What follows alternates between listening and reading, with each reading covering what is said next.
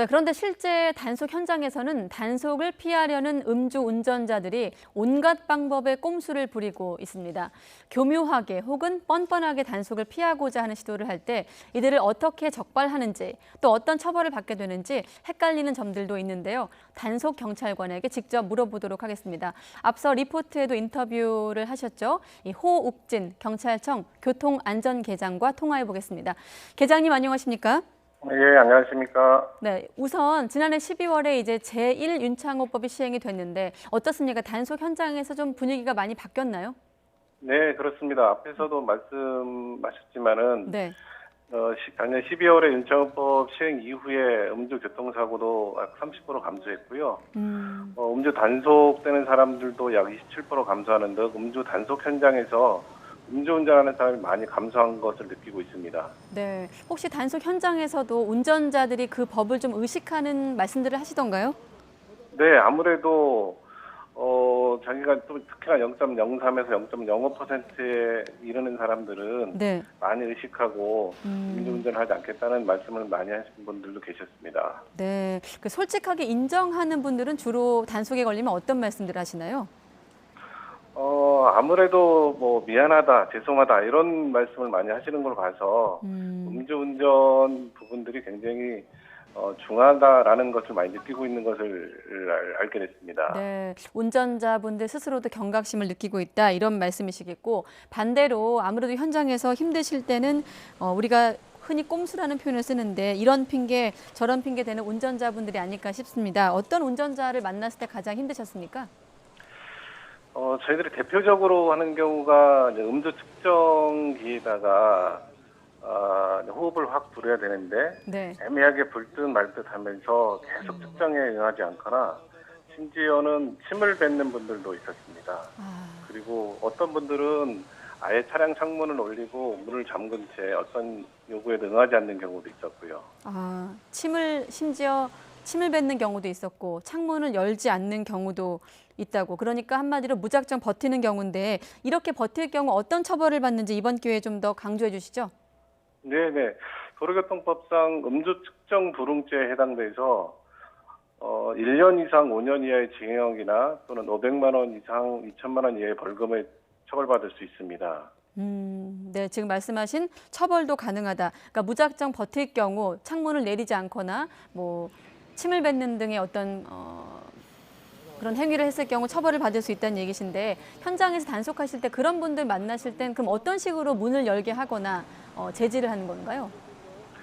아무래도 저희들이 큰 소리로 문을 닫으신 분들에 대해서는 좀 큰 소리로 해서 네. 이렇게 했을 경우에는 음주 측정 불응죄가 돼서 형사처벌 될 수 있다라는 걸 많이 말씀하시고요. 네. 측정 불응되는 분들에 대해서도 똑같습니다. 저희들이 한 5분 단위로 해서 3회에 걸쳐서 이렇게 음주 측정에 응하지 않을 경우에는 형사처벌 될 수 있다라는 것을 좀 강력하게 고지를 하고 있는 현실입니다. 네, 저희가 이제 호욱진 계장님 연결한 김에 세간에 떠돌고 있는 음주운전 관련 얘기들을 하나씩 좀 확인을 해보도록 하겠습니다.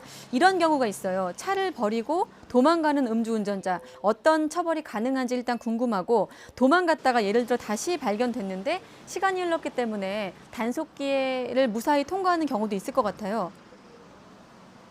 예, 그런 경우도 있을 수 있는데요. 네. 아까 앞서서 말씀드렸던 것처럼 음주 현장에서 적극적으로 측정에 응하지 않을 경우에는 음주 측정 불응죄가 되는데 마찬가지로 현장을 이탈해서 도망가실 경우에도 음주 측정 불응죄로 동일하게 처벌받을 수 있습니다. 아, 그렇군요.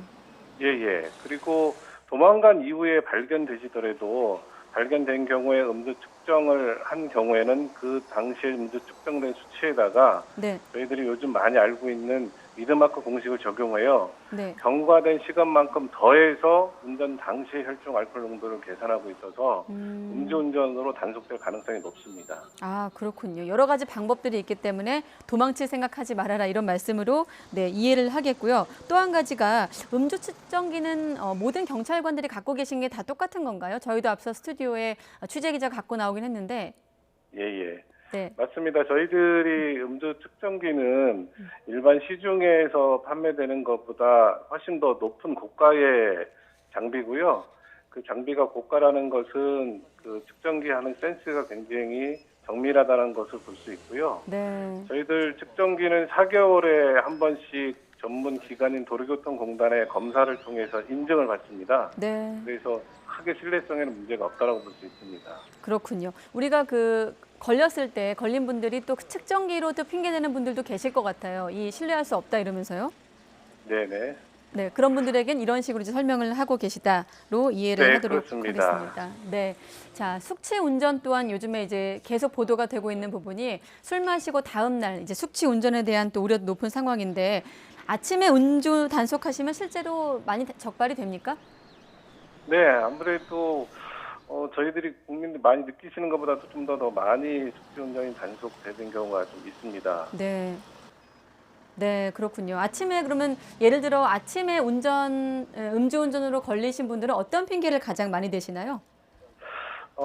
전날에 뭐 술을 먹었는데 충분히 잤기 때문에 자기는 뭐 음주운전한 게 아니다. 그런 핑계가 대부분이라고 볼 수 있겠습니다. 네, 그렇군요. 혹시 경험상 물론 체질이나 뭐 체격에 따라 다르겠지만 어느 정도 마시면 좀 단속에 걸릴 수 있다는 뭐 그런 계산이 좀 있을까요? 계장님 어떤 자체적으로? 통상적으로 네. 전날에 한 12시 전에 소주 한 병 이상을 드신 분들 경우 또는 12시 이후까지 음주를 했을 경우에는 주로 숙취운전으로 단속된다라고 보시면 될 것 같습니다. 아, 12시를 기준으로 소주 한 병 정도 마셨을 경우는 다음 날 숙취 음주운전을 대비해야 된다 이런 말씀이시군요. 네, 그렇습니다. 네, 저희 취재 기자가 취재한 내용과 좀 상통하는 부분이 좀 있는 것 같네요. 비슷한 부분이 좀 있는 것 같고, 자, 이번 특별 단속 기간에도 2, 30분 정도 뭐 장소를 바꿔가면서 특별 단속한다고 들었습니다. 외국과 비교해서 우리의 단속 현장도 좀 공격적인 편인가요?